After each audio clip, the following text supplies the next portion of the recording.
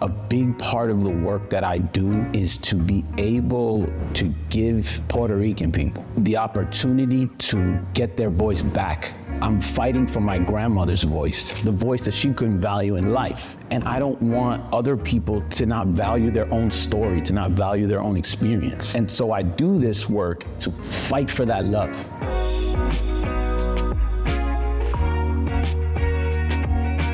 I identify as a lens-based artist. I've been working in photography for over 20 years. I've created several personal projects that go back and forth between here in the US and on the island of Puerto Rico. I also am an educator and a public historian now through my work here in Hoboken.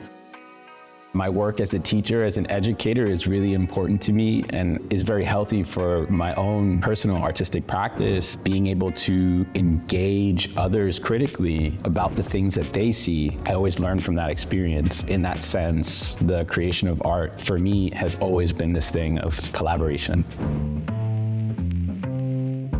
What I picked up on quickly when I began to study photographs is that I could see the photographer in the image because I was so drawn to or had so many questions about what drove a photographer to make a particular image. What drove a person to do this, to go there, to be there. It just left me with so many questions, and it's just something that I ended up doing myself, wanting to go to places, having these questions, and figuring out a way to image them. I'm a forever student of photography. In its stillness, photography can be very loud. The magic of it is that we as viewers can lend so much of ourselves back to it. We fill in the blanks of the things that exist outside of that frame. We have to put our own lived experiences back into the image. And so in that quietness, there's a lot of room to grow. And it's fun, it's great, I love it.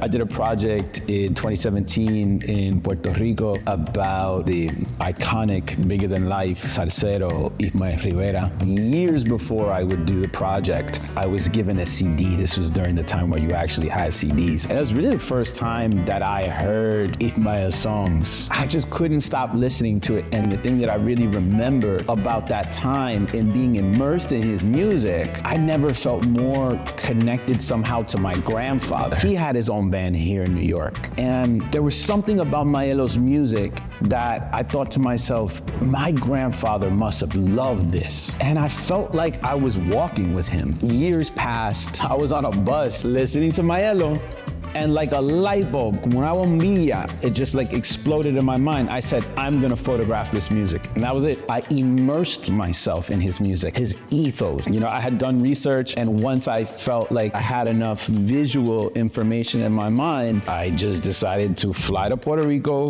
with no agenda, no goal, with my camera in search of this music and where it lived through people on the street and in life.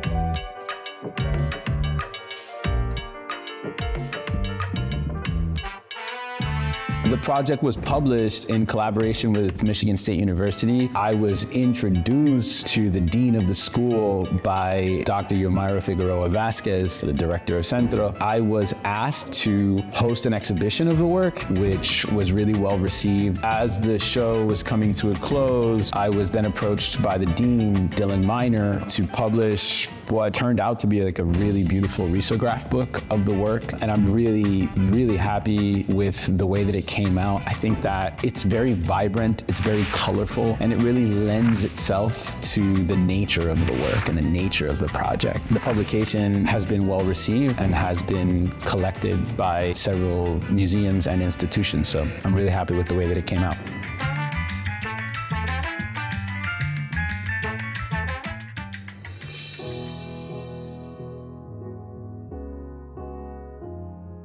Fire has been a reoccurring theme in a lot of my works. I came to the story of Hoboken because I grew up in a world that was being gentrified all around me. You know, I was born in 1984. This was just after the fires in the Bronx. My parents, they lived through those fires. They watched the Bronx burn. Sort of growing up with this history of fire brought me to this history of how fire was used to displace a huge Puerto Rican community. When I started doing the research for Hoboken and the fires, I relied predominantly on newspaper articles that were published during the time. As I would read these articles, I felt a connection to the names of the people, and I just knew immediately that what was missing from what I was researching was their actual voices. This project is very much about reclaiming those voices, putting them back in their right place in history. So right now we're at the El Dorado building on 12th and Washington in Hoboken. This was the site of one of the deadliest fires during the time of the arson. 2 entire families would die here. One of those families are the Mercado family. The mother, Ana Mercado, was actually an activist during this time and organized tenants in the building. For that story and for that knowledge of her heroism, for that to not be known is a tragedy. When I interviewed her family for the very first time, they themselves didn't know about her activism in the city, and to be able to share these stories even with the families, that's one of the greatest potentials that this project can have.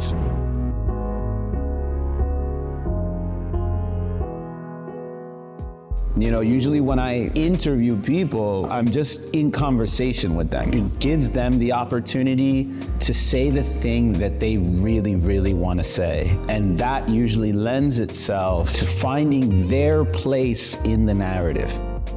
And so we speak about anything. We speak about how long have you lived here? We speak about the weather. We speak about your kids, your family. How you feeling? How's your health? They have the context. I mean, for Hoboken, I know you're here to talk about the fires, but I'm not gonna go there and say, tell me about the fires. They'll get there on their own. And when they do, usually they say something so from the inside. And that's the thing that I latch onto. The core of the message is the thing that I then take on to photograph, to image. That's why I consider myself more of a storyteller. I take on the role of being the steward of their story. I have to approach that with care and justice.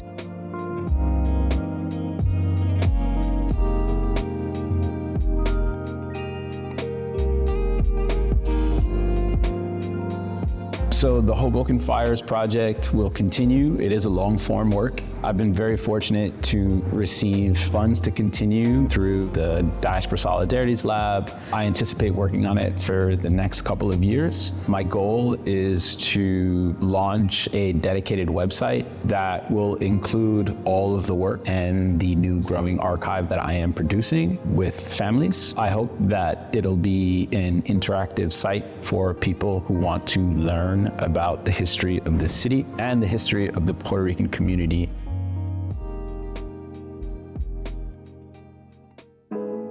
I feel that it's like my responsibility to kind of honor these archives and people who preserve these archives. That's why I curated and crafted the exhibition at CENTRO in honor of the existence of archives that are created by people. The large blown up scans that you will see on the walls are from this book that is called the Por la Gente scrapbook. I immediately recognized the curation and the narratives, how much love and how much care was put into these scrapbooks. I feel that it's like my responsibility to sort of pay that message, pay that love, pay that labor forward in the work, because the archives are saying something to us. There are traces, there are things that are left behind. It's like archives are alive. They want us to continue the story. A large part of my work is having these archives resurface and to expand upon them and contribute to them.